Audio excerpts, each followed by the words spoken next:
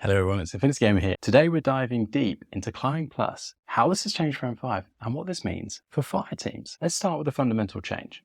In M4, if your troop had Climbing Plus, they would use their first move value for climbing. So a troop with a move 4-4 would climb 4 inches. But M5 has standardized this. Now, regardless of your trooper's move value, Climbing Plus always gives you a flat 6-inch climb. This streamlines the rule and makes it easier to remember, but it's not without its trade-offs. Take this guy, for example, the 012 Road Bod. This guy comes with an 8-4 move and has Climbing Plus, which in N4 was excellent. It could use Climbing Plus to move 8 inches, which gave it a huge amount of versatility and meant it could go pretty much anywhere. Fast forward to M5, and it's not such a good story. See, 8 inches on a building like this is quite significant.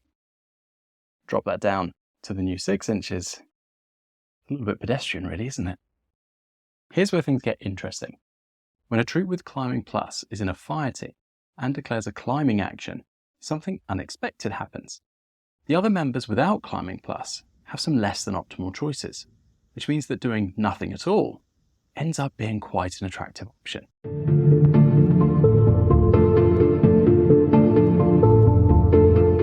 Climbing Plus transforms the climb long skill into a basic short skill.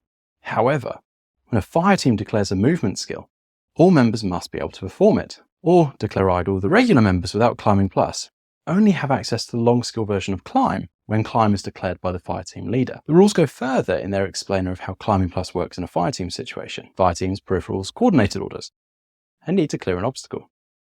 They declare climb as the first skill of the order. Any of the troopers who have the Climbing Plus special skill can declare climb as a basic short skill, while the other troopers each have a choice of declaring climb as a long skill or declaring an idle.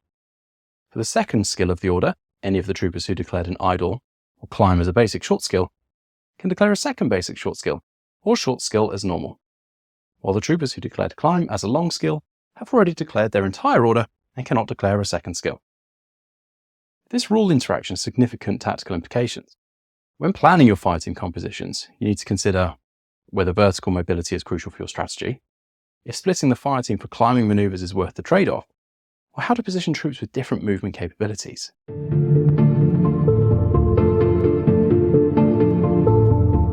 Some players are adapting by keeping Climbing Plus troops separate from their fire teams, or creating specialised climbing fire teams where every member has the ability.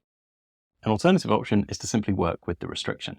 You make the fire team leader the unit with Climbing Plus, you engage them and do special things, and everyone else just sits around twiddling their thumbs at the base of the building. For example, in this Bushy Thai fire team, the Jizamarai becomes the leader, climbs onto the rooftop and engages with the enemy in close combat, while everyone else just sits and enjoys the view. If this sounds familiar to you, that's because this is exactly how things worked with Super Jump in M4. If a trooper within a fire team had Super Jump, because it changed the jump special long skill into a short skill, and no one else really fancied doing that, they would just idle. So for those of you that were used to using super jump units in your fire teams, this isn't really going to be a major change. But if you used Climbing Plus and you expected everyone to move around like normal, this could take some getting used to.